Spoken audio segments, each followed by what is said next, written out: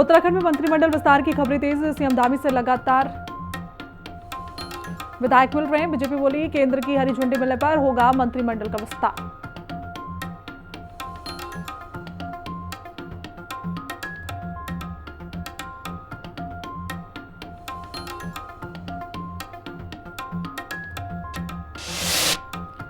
उत्तरकाशी में भारी बारिश के अलर्ट की बीच कई जगह लैंडस्लाइड। गंगोत्री राजमार्ग भूस्खलन के चलते रास्ता बंद।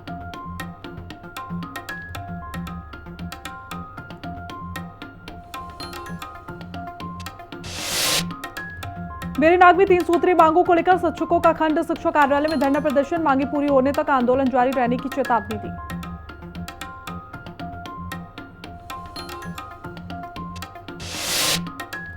काशीपुर के कुंडेश्वरी खरमासा में पुलिस और बदमाशों के बीच मुठभेड़ हुई। एनकाउंटर में एक बदमाश घायल हुआ, दूसरा आरोपी तमंचा कारतूस के साथ दबोचा गया।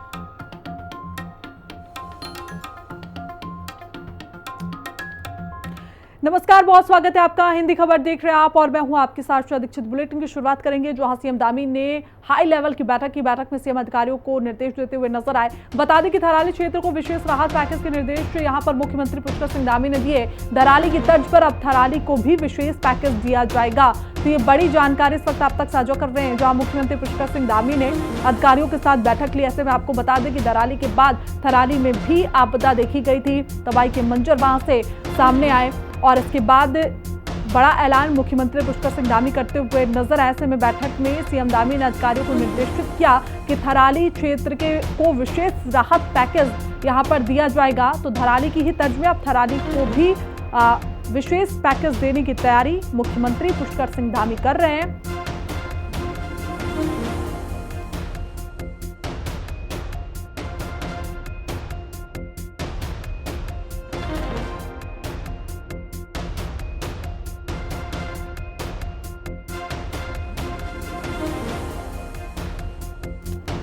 जहां देखिए धराली के बाद थराली में आपदा आई थी। ऐसे में कई लोगों के आशियाने उजड़ गए और इसके बाद मुख्यमंत्री पुष्कर सिंह धामी ने ये राहत पैकेज देने की बात यहां पर कही और इसको लेकर हाई लेवल की एक बैठक भी की गई थी।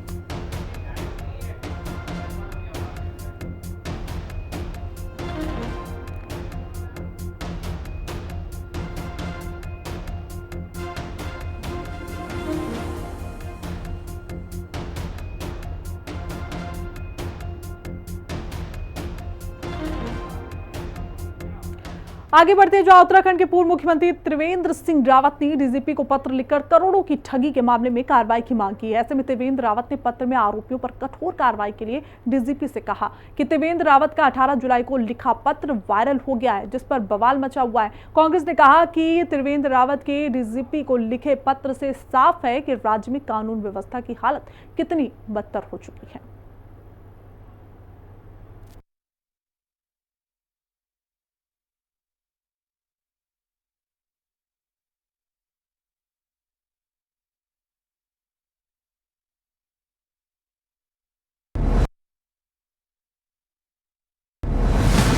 करोड़ों की ठगी मामले में क्या कर रहा तंत्र? सरकार को घेरता त्रिवेंद्र का डीजीपी को पत्र। त्रिवेंद्र के वायरल पत्र से सरकार बीजेपी असहज। कांग्रेस बोली प्रदेश की कानून व्यवस्था ध्वस्त। उत्तराखंड के पूर्व मुख्यमंत्री और हरिद्वार से सांसद त्रिवेंद्र सिंह रावत ने डीजीपी को पत्र लिखकर करोड़ों की ठगी के मामले में कार्रवाई की मांग की है।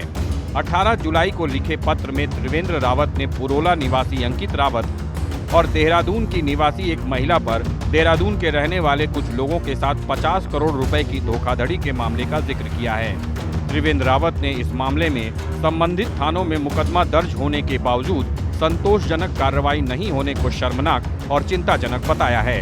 त्रिवेंद्र रावत ने पत्र में आरोपियों पर कठोर कार्रवाई करके उन्हें इसकी जानकारी उपलब्ध कराने के लिए डीजीपी से कहा है। त्रिवेंद्र रावत का पत्र सोशल मीडिया में वायरल हो गया है, जिस पर बवाल मच गया है। इस पत्र के बारे में सांसद त्रिवेंद्र रावत ने कहा है कि जनता ने इतने प्रचंड बहुमत से राज्य में बीजेपी को सत्ता सौंपी है, 5 सांसद भी दिए हैं। ऐसे में तंत्र क्या कर रहा है, इसका जवाब उसे देना ही होगा। त्रिवेंद्र रावत के वायरल पत्र को लेकर कांग्रेस ने बीजेपी पर निशाना साधा है। कांग्रेस का कहना है कि पूर्व सीएम के पत्र से साफ है कि बीजेपी के राज में प्रदेश की कानून व्यवस्था कितनी लचर हो चुकी है। कांग्रेस प्रदेश उपाध्यक्ष सूर्यकांत धस्माना ने कहा कि इस मामले में आरोपी अंकित रावत जैसे ही तमाम दूसरे लोग भी सत्ता के संरक्षण और हनक में प्रदेश की जनता का खून चूस रहे हैं। तो मैंने उस समय डीजीपी को ये पत्र भेजा था। ये बहुत गंभीर विषय है और ये भी लिखा था कि मुझे आप इस पर कार्रवाई से अवगत भी कराएं।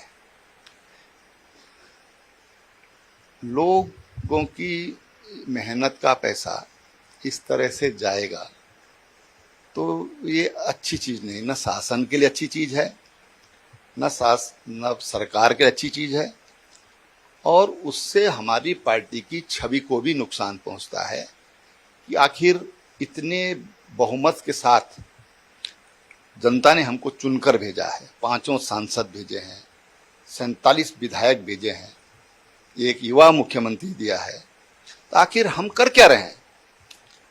और इसका जवाब जो तंत्र है उसको देना ही पड़ेगा। त्रिवेंद्र सिंह रावत जी ने जो पत्र लिखा है डीजीपी को, उसमें उन्होंने जिस प्रकार से नाराजगी प्रकट की है और जो पता लग रहा है कहीं ना कहीं सत्ता का संरक्षण इस अंकित रावत को है और पूरे प्रदेश के अंदर ऐसे मामले, हिमांशु चमोली का मामला अभी ताजा है, जितेंद्र नेगी ने जिस प्रकार से आत्महत्या करी, हाकम सिंह, संजय धारीवाल, ऐसे तमाम लोग भाजपा ने पैदा कर दिए प्रदेश के अंदर जो इस समय सत्ता की हनक में, सत्ता के संरक्षण में अपने आकाओं के कहने पर प्रदेश की जनता का खून चूस।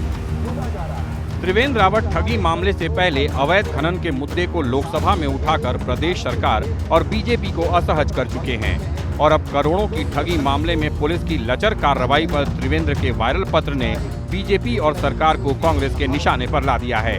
देखना होगा कि इस मामले में आरोपियों पर क्या कार्रवाई होती है जिससे विपक्ष के साथ ही सत्ताधारी बीजेपी के सांसद के उठाए सवाल का जवाब भी मिल सके कि आखिर तंत्र क्या कर रहा है। देहरादून से संवाददाता शुभांगी भट्ट और दीपिका भंडारी के साथ ब्यूरो रिपोर्ट, हिंदी खबर। दिल्ली में उत्तराखंड के 5 सांसदों की मुख्यमंत्री पुष्कर सिंह धामी के साथ बैठक में पूर्व मुख्यमंत्री त्रिवेंद्र सिंह रावत के नाराज होकर बाहर आने की चर्चा चल रही है और इसी मुद्दे पर गदरपुर के बीजेपी विधायक अरविंद पांडे ने कहा कि त्रिवेंद्र सिंह रावत एक ईमानदार, साफ सुथरी राजनीति करते हैं। गदरपुर विधायक ने कहा कि जो चर्चाएं हैं वो काल्पनिक है, ऐसा कुछ भी नहीं है।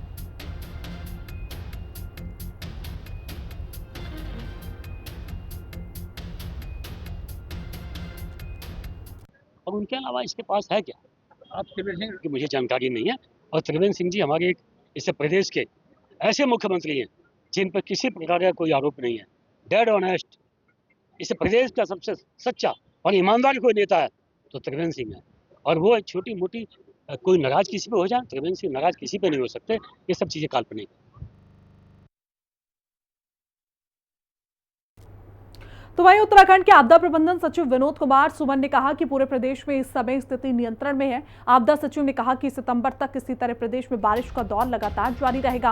उन्होंने कहा कि मानसून सीजन में इस बार प्रदेश के कई क्षेत्रों में बड़ी बड़ी घटनाएं हुई हैं और जिन क्षेत्रों में आपदा आई है वहां पर राहत और बचाव कार्य लगातार जारी है। देश में स्थिति सामान्य है। इस बार कई जगह बड़ी बड़ी आपदाएं आई, जैसे धराली उत्तरकाशी में, फिर सियाना चट्टी में झील का लेवल बढ़ गया। अभी 2 दिन पहले थराली में काफ़ी कुछ नुकसान हो गया। फ़िलहाल टीमें लगातार काम कर रही हैं, पूरी मशीनरी सक्रिय है, एक्टिव है, मौके पर सब लोग पूरी क्षमता के साथ काम कर रहे हैं। इस समय कहीं कोई ऐसी चिंता की बात नहीं है, स्थिति सामान्य है। गैरसैंण के पास मौजूद सारकोट वही गांव है जिसे मुख्यमंत्री ने गोद लिया और इस गांव में 250 से 300 लोग रहते हैं। गांव में हर घर में बिजली और हर घर में नाले और जल हैं। एक महत्वपूर्ण पहल इस गांव का ये भी है कि यहाँ पर सबसे युवा प्रधान के रूप में 21 वर्ष की प्रियंका नेगी प्रधान बनी है। अगर स्वरूप की बात करें तो पूरे गांव के मकान एक ही रंग में नजर आएंगे। सरकार भराड़ी साइड में थी तो मुख्यमंत्री पुष्कर सिंह धामी ने सारकोट गांव में जाने की योजना बनाई, लेकिन बारिश के कारण गांव की सड़क इतनी खराब थी कि मुख्यमंत्री वहां नहीं पहुंच पाए। हिंदी खबर की टीम ने भी सारकोट गांव जाने की कोशिश की, लेकिन कीचड़ होने के कारण गाड़ी फंसी रही। हिंदी खबर की टीम गांव तक तो नहीं पहुंच पाई, लेकिन उन्होंने गांव के पास के ही लोगों से बातचीत की। इस वक्त हम मौजूद हैं चमोली के सारकोट गांव के नज़दीक पे, जिसे मुख्यमंत्री पुष्कर सिंह धामी ने गोद लिया है। जब से मुख्यमंत्री ने इस गांव को गोद लिया है तब से इस गांव की जो स्वरूप है, जो सुंदरता है वो बदल गई है। क्योंकि देखिए सामने बिल्कुल जो सारकोट गांव है वो मौजूद है। हालांकि देखिए बरसात का मौसम है, मानसून है, ऐसे में जो सड़क बन रही थी वहाँ पर कीचड़ हो गया है। इस कारण हमारी जो टीम है वो गाँव तक नहीं पहुँच पाई, क्योंकि ग्रामीणों द्वारा हमें पहले बताया गया कि सड़क का जो काम है वो चल रहा है और बीच रास्ते में कीचड़ काफ़ी हो रखा है और जिससे गाड़ियों के टायर धंस रहे हैं। ऐसे में आप गांव ना जाएं, इसीलिए हम गांव से कुछ ही दूरी पर हैं। ऐसा नहीं है कि गांव का विकास नहीं हुआ है, सड़कें अभी बन रही है। अगर आप गांव को नज़दीक से देखेंगे तो आपको उसका जो स्वरूप है वो नज़र आएगा। सभी मकान एक जैसे पक्के पीले रंग के आपको दिखाई देंगे। हर घर में आपको लाइट दिखाई देगी और ये भी जानकारी है कि हर घर में नल भी वहाँ पर है। हमारे साथ गाँव के एक अंकल जी मौजूद हैं, उनसे बातचीत करेंगे कि आखिर उनका क्या कुछ कहना है। जब से सीएम धामी ने गाँव गोद लिया है, कितनी कायाकल्प इस गांव की हुई है। आप सारकोट गांव के हैं? अच्छा, सीएम धामी ने इस गांव को गोद लिया है, कितना बदलाव आया है इस गांव में जब से गोद लिया है?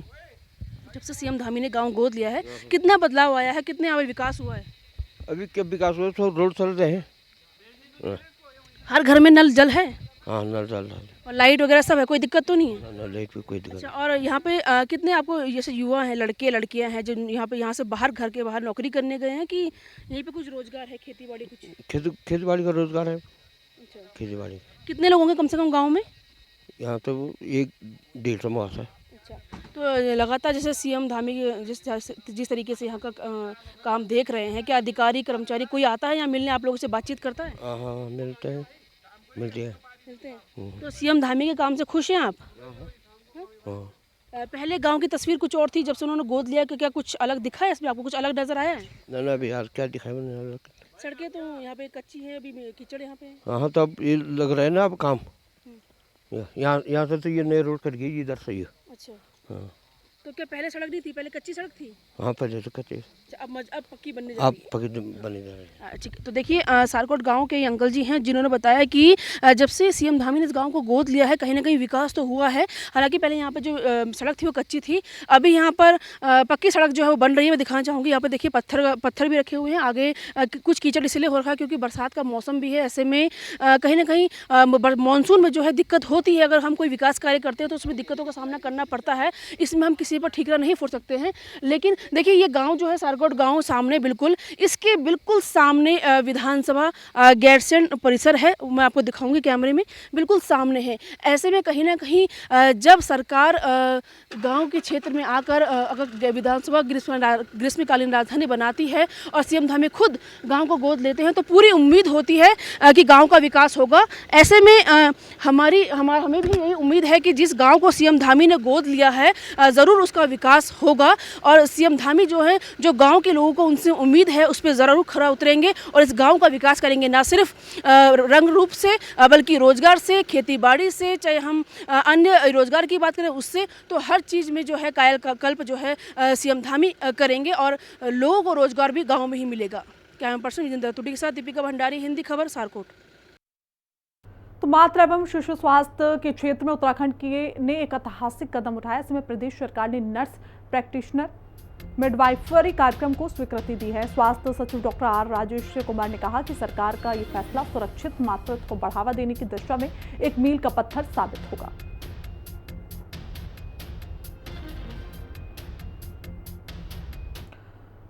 तो वहीं टिहरी में जनता दर्शन के दौरान जिलाधिकारी ने ज्यादातर विभागों के अधिकारियों को नदारद रहने पर नाराजगी जताई। ऐसे में जिलाधिकारी नितिका खंडेवाल ने कहा कि लापरवाही अधिकारियों के खिलाफ सख्त कार्रवाई की जाएगी। ऐसे में जिलाधिकारी ने पुनर्वास विभाग के अधिकारियों को निर्देश जारी करते हुए कहा कि ज्यादातर मामले पुनर्वास से संबंधित हैं, इसलिए अधिकारी जनता की समस्याओं का समाधान जरूर करें। बहुत मेजर मैटर्स आते हैं। और पुनर्वास के लिए अब हमने पूरी टीम यहाँ पे बिठा दी है। यहाँ पे हमारे GM जो THDC के वो हैं, हमारे SC हैं वो हैं, और उनको निर्देशित दिया गया है कि पुनर्वास के अब तक जितने मैटर्स, क्योंकि हम जनता दर्शन में देखें तो हमारे 50% से 60% जो मैटर्स रहते हैं वो पुनर्वास के रहते हैं। तो पुनर्वास की पूरी एक लिस्टिंग हो चुकी है। प्रभारी अधिकारी को निर्देशित किया जा चुका है कि जो जून से लेके अब तक जो मैं अभी अपने कार्यकाल की बात करूंगी कि उसमें जितनी भी पुनर्वास की शिकायतें आई हैं उसका सबका निस्तारण आख्या बनाते हुए उसको पुटअप करेंगे। कल वो अलग से मेरे समक्ष, और सभी उनको भी निर्देशित कर गया है कि संबंधित अधिकारी आए। यदि अगली बार से नहीं आएंगे तो सबके वेतन आरंभ पर रोक लगाई जाएगी। दूसरा महत्वपूर्ण चीज़ मैं ये बताना चाहूँगी कि क्योंकि आपदा का टाइम हुआ है तो आज अगर हम देखेंगे तो हमारे गत जनता दर्शनों में से आज की संख्या काफ़ी ज़्यादा रही है, 57।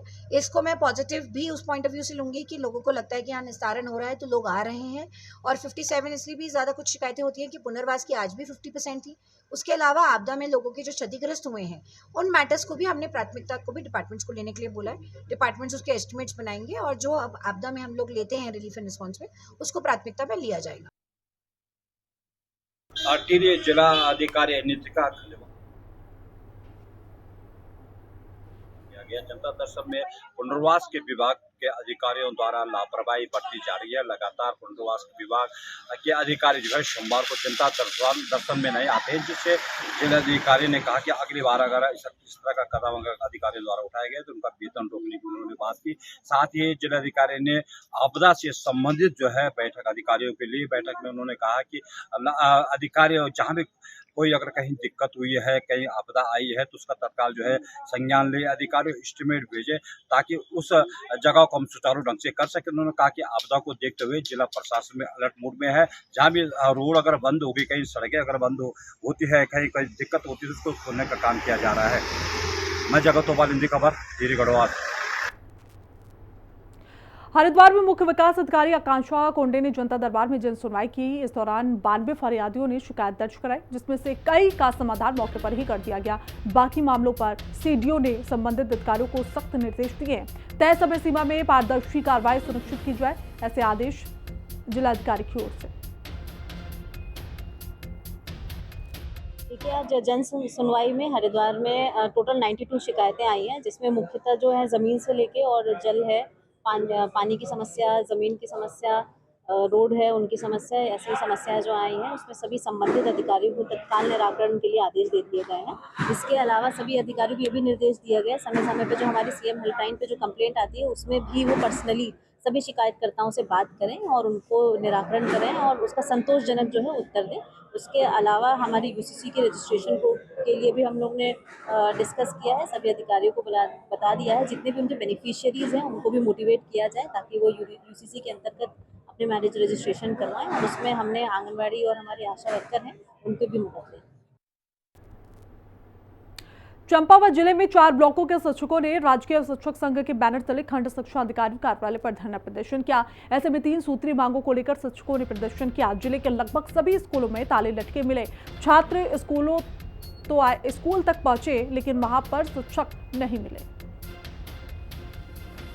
विगत 2 साल से राजकीय शिक्षक संघ के बैनर तले सरकार के खिलाफ प्रधानाचार्य सीधी भर्ती निरस्त करने और सभी पदों पर पदोन्नतियां बहाल करने के लिए हम विगत 2 साल से कार्यरत आंदोलनरत हैं, जिसमें हमने लगभग 3 बार देहरादून में धरना प्रदर्शन दे चुके हैं और एक बार गत वर्ष सितंबर माह में हम लोग क्रमिक अनशन, उसके बाद आमरण अनशन तक अपनी वार्ता को लेके गए थे। संगठन सरकार द्वारा बार बार हमको गुमराह किया जा रहा है। पिछली बार जब क्रमिक अनशन में हमारे साथी बैठे थे तो उस समय ये कहा गया था कि आपकी मांगें तुरंत मान ली जाएंगी और उनका आमरण अनशन तुड़वाया गया था। लेकिन सरकार द्वारा 1 साल बीत जाने के बाद अब भी उस पर कोई कार्रवाई नहीं हो रही है, क्योंकि हमारे यहाँ सबसे बड़ा मुद्दा है पदोन्नति का। LT से प्रवक्ता पद पर और प्रवक्ता और LT से प्रधानाध्यापक प्रधानाचार्य पद पर। हल्द्वानी में जिला विकास प्राधिकरण की मनमानी को लेकर भीमताल के पांडी गांव से आए किसानों ने विरोध जताया। किसानों ने उनके राजस्व गांव की कृषि योग्य भूमि की खरीद और बिक्री पर लगाए गए रोक का विरोध किया। ऐसे में ग्रामीणों ने कहा कि उनके राजस्व गांव में किसी भी प्रकार का निर्माण नहीं हो रहा है। इसके बावजूद जिला विकास प्राधिकरण ने अपनी मनमानी करते हुए गांव में जमीन की खरीद और बिक्री पर रोक लगा दी है, जो कि सरासर खेती किसानी करने वाले काश्तकारों के साथ अन्याय। मामला तो डिटेल में मैं नहीं बता पाऊंगा क्योंकि ये भीमताल क्षेत्र का है, मेरे क्षेत्र से बाहर का है। लेकिन काफ़ी लोग आए थे, उन्होंने एक एप्लीकेशन मुझे दी है और एप्लीकेशन में उन्होंने ये कहा है कि वहाँ पे कोई भी निर्माण से संबंधित कोई भी वहाँ गतिविधियाँ नहीं हो रही है, लेकिन उसके बावजूद भी सचिव महोदय द्वारा उस पर रोक लगाई गई है। तो ये पूरा मामला क्योंकि मेरे संज्ञान में नहीं है, एक बार इसकी जाँच भी करवा लेंगे और सचिव महोदय से भी वार्ता कर लेंगे कि क्या पूरा प्रकरण है, और अगर इनकी बात अगर सच है तो फिर उसमें भी विचार किया जाएगा। अगर कोई निर्माण नहीं हो रहा है तो रोक लगाने का कोई मतलब नहीं है। हमारी ये समस्या है कि हमारी ज़मीनों पर जो पुशरी ज़मीन है उसमें रोक लगा दी गई है। अब ये रोक किसने लगाई, कब लगाई, क्या लगाई, एक हफ्ता पहले हमें वो आया कि तुम्हारे ज़मीन पर रोक लगा दी है। अब हम कोई अपने बच्चे के लिए कोई कॉटेज बनाया या कुछ बनाया, ये नहीं बना सकते आप, क्यों हमने रोक लगा दी, जबकि हमने अपना ज़मीन बेचा नहीं है, हमारी पुश्तैनी ज़मीन है सब। अब ये चाहते हैं कि हम वो रोक हट जाए और हम अपना सोचा से खेती बाड़ी वो करें। मेरी ज़मीन है वहाँ पे, अभी हमने देखा था कि एक प्राधिकरण का पत्र है कि जिसमें कि हमारी भी ज़मीन थी, उसमें कुछ वहाँ पे अवैध कॉलोनी का निर्माण हो रहा करके, परंतु मेरी जानकारी जहाँ तक है मैंने नहीं देखा वहाँ पे कि कोई निर्माण कार्य हो रहा होगा, कुछ नहीं हो रहा। हमारी खेती की ज़मीन थी वो, और कुछ बंजर पड़ी है कुछ टाइम से। आजकल देख लो जंगली जानवर आते हैं यहाँ पे। नहीं, प्रशासन तो गया, अवैध निर्माण में उन्होंने रोक लगा रखी है। तो अवैध निर्माण कर रहे हैं वहाँ पे? कुछ नहीं है, हमारा मतलब ही नहीं हो कुछ। प्रशासन से क्या चाहते हैं? हम चाहते हैं कि भैया उसमें मतलब उसको ये रोक हटा दी जाए। उप सचिव जो कि सिटी मजिस्ट्रेट हल्द्वानी भी प्राधिकरण के उप सचिव हैं, इसलिए उनके अनुपस्थिति में हमने सिटी मजिस्ट्रेट को ज्ञापन दिया। समस्या ये है, जिला प्राधिकरण ने बिना किसी कारण के, बिना किसी तर्क के, बिना किसी संगतता के हेरफेर के आधार पर राजस्व गांव पांडेगांव जो है उसमें किसानों को की भूमि क्रय और विक्रय पर प्रतिबंध लगा दिया है, ये कहते हुए कि साहब कोई कॉलोनी विकसित हो रही, जबकि आज तक कोई कॉलोनी वहाँ विकसित नहीं हुई है, अब भी कोई कॉलोनी विकसित नहीं हो रही है। तो ये केवल हेरफेर के आधार पर ये मनमाना इस तरह का वो लगा है प्रतिबंध। हमने कहा है कि आपकी मंशा पर सवाल खड़ा करता है, आप इसलिए लगाया है ताकि किसानों के माध्यम से आप वसूली कर सकें। जल संस्थान विभाग का कार्यालय लोहाघाट नगर से लगभग 2 किलोमीटर दूर चांदमारी में खोला गया है। नगरवासी लंबे समय से जल संस्थान के अधिकारियों से कार्यालय को नगर में संचालित करने की मांग कर रहे हैं, लेकिन कोई संज्ञान नहीं लिया गया है, जिस पर लोहाघाट विकास संघर्ष समिति ने जल संस्थान कार्यालय जाकर लोहाघाट नगर में संचालित करने को लेकर ज्ञापन सौंपा है। जैसे कि आप जानते हैं कि लोहाघाट संघर्ष समिति हमेशा जन मुद्दों को उठाती रही है। तो जैसे कि फुकी साजी ने बताया, हमारी और भी 2 मांगे थी जो हमने पिछली बार भी उठाई थी। हमने बोला था कि हमें लगातार पानी मिलना चाहिए, नगर की जनता को लगातार पानी मिलना चाहिए, और अधिकारियों ने हमें आश्वस्त किया था कि हर तीसरे दिन लगभग पानी आएगा लोहाघाट में।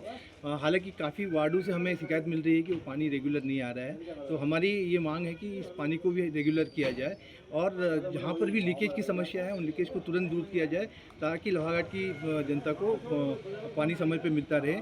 और जैसे कि ये बिल भरने की समस्या है, लोहाघाट से इतनी दूर ऑफिस है, तो ये तो मतलब एकदम अधिकारियों को समझना चाहिए कि जब आधी से ज़्यादा जनता लोहाघाट में रहती है तो फिर ऑफिस को इतनी दूर खुलने का कोई मतलब नहीं है, और इसको जल्दी से जल्द लोहाघाट की बीचों बीच शिफ्ट किया जाए। बहुत पुरानी मांग है। हमने आज जल संस्थान कार्यालय में ज्ञापन दिया और अपनी समस्याओं से अवगत कराया। हमने कहा कि हमारी माताएं, बहनें, बुजुर्ग जो हमारे सीनियर सिटीजन हैं वो यहाँ तक नहीं पहुँच पाते, क्योंकि ये शहर से 2 से 3 किलोमीटर दूर है, और ये हमारी काफ़ी पुरानी मांग है। हम चाहते हैं कि इस कार्यालय को लोहाघाट नगर के बीच में स्थानांतरित किया जाए, और लोगों को काफ़ी परेशानी है, दूर का मामला है और आ नहीं पाते हैं। वर्षों पुरानी हमारी ये मांग है, हम बहुत टाइम से इसमें लगे हुए हैं कि ये कार्यालय लोहाघाट नगर में आए, और हम चाहते हैं कि शीघ्र ये कार्यालय वहाँ आए और लोगों को सुविधाएं मिले, जिससे कि वो टाइम से अपना बिल जमा कर सकें, और यही हम चाहते हैं और जनता की मांग है। अगर हमारी मांग नहीं मानी जाती है तो हमने इनको 15 दिन का टाइम दिया है, 15 दिन बाद हम यहाँ पर धरना प्रदर्शन करेंगे और इधर ही बैठेंगे। कैबिनेट मंत्री गणेश जोशी ने गोरखाली सुधार सभागार में आजाद हिंद फौज के शहीद मेजर दुर्गा मल को उनकी 21वीं पुण्यतिथि पर श्रद्धांजलि अर्पित की। यह कार्यक्रम उत्तराखंड राज्य नेपाली भाषा समिति और अन्य संगठनों ने आयोजित किया। कार्यक्रम के दौरान विभिन्न स्कूलों के विद्यार्थियों ने देशभक्ति गीत और प्रस्तुतियां दी। साथ ही स्वतंत्रता सेनानियों के परिवारों और प्रमुख हस्तियों को सम्मानित भी किया गया। तो चलिए आगे बढ़ते हैं। रानीखेत शिव मंदिर हाल में रानीखेत व्यापार मंडल के चुनाव की बैठक में कोई सहमति नहीं बनी। ऐसे में 713 व्यापारी सदस्यों में से केवल 35 ही मौजूद रहे, जिनमें भी बहस ही होती रही। पुरानी चुनाव समिति पर भी आरोप लगते रहे। अंत में फिलहाल चुनाव टाल दिए जाने का निर्णय लिया गया। चुनाव समिति और जिला व्यापार मंडल द्वारा यहाँ पर चुनाव को संपन्न कराने के लिए और यहाँ पर हमने जो यहाँ पर अनियमितताएं व्यापार संघ पे अनियमितताओं के आरोप लगे थे IMA में, उस संबंध में एक बैठक बुलाई जिसका निस्तारण किया जाए। लेकिन एक बात है कि मौसम की वजह से और कई कारणों से यहाँ पर जो है व्यापारियों की संख्या कम थी। उसके बावजूद जो हमने प्रयास किया कि यहाँ पर चुनाव समिति का गठन किया जाए, तो उसमें चुनाव समिति के लिए कोई बहुत पॉजिटिव रिस्पॉन्स नहीं आया और जो भ्रष्टाचार वाले मैटर थे उस पर भी जो है कोई ऐसा रिस्पॉन्स नहीं निकल पाया। तो सभी जो चुनाव समिति के जो पुराने सदस्य थे और जिला व्यापार मंडल के सदस्य थे। आगे बढ़ते जहां श्रीनगर गढ़वाल में एक युवक ने नैथाड़ा पुल से अलकनंदा नदी में छलांग लगाकर आत्महत्या कर ली। प्रत्यक्षदर्शियों के अनुसार घटना सुबह के समय हुई, जब पुल से गुजर रहे लोगों ने युवक को अचानक नदी में कूदते हुए देखा। युवक की पहचान सुपाड़ा निवासी के रूप में की गई, जो पेशे से वाहन चालक था। घटना की सूचना मिलते ही पुलिस और आपदा प्रबंधन दल मौके पर पहुंचा और नदी में सर्च अभियान चलाया गया। मिली कि यहाँ पे झूला पुल से किसी ने कूद मारी है, तो हमारी टीम रवाना हुई तुरंत ही और सर्चिंग अभी जारी है। मैम मौके पर कुछ एविडेंस मिले हैं या कुछ सामान छोड़े? वीडियो किसी ने बनाया है उनका, तो एक शॉर्ट सा हमारे पास है उसका वीडियो, और बाकी सामान वगैरह तो कुछ भी अवेलेबल नहीं हुआ। लेकिन लोगों ने जो आसपास लोगों ने देखा, उन्होंने बताया कि हाँ एक व्यक्ति ने यहाँ से कूद मारी है। क्या वो लग रहा है बहाव को लेकर के किस तरीके का? देखिए पानी का बहाव तो बहुत तेज है और बहुत टफ है यहाँ पे उनका मिलना। सर्चिंग अभी एक व्यक्ति ने छलांग मारी है झूला पुल से नैथाड़ा। नाम अनिल रावत बता रहे हैं उसका, नैथाड़ा का है, ड्राइवर है शायद। और जैसी सूचना मिलने के बाद हमने तुरंत कार्रवाई की और हमारी टीम सर्च के लिए तैयार है और अलग अलग जगहों पे बटी है। ठीक है, राफ्ट के साथ जारी किए हैं, SDRF भी जारी की है। हम लोग 40 PSC के जो जवान हैं आपदा राहत दल के, ये SSB और कीर्तिनगर पुल, जुयालगढ़ और देवप्रयाग तक सर्च करेंगे। और इसी के साथ बुलेटिन में बस इतना ही। देश दुनिया की तमाम जानकारी के लिए देखते रहिए हिंदी खबर। नमस्कार।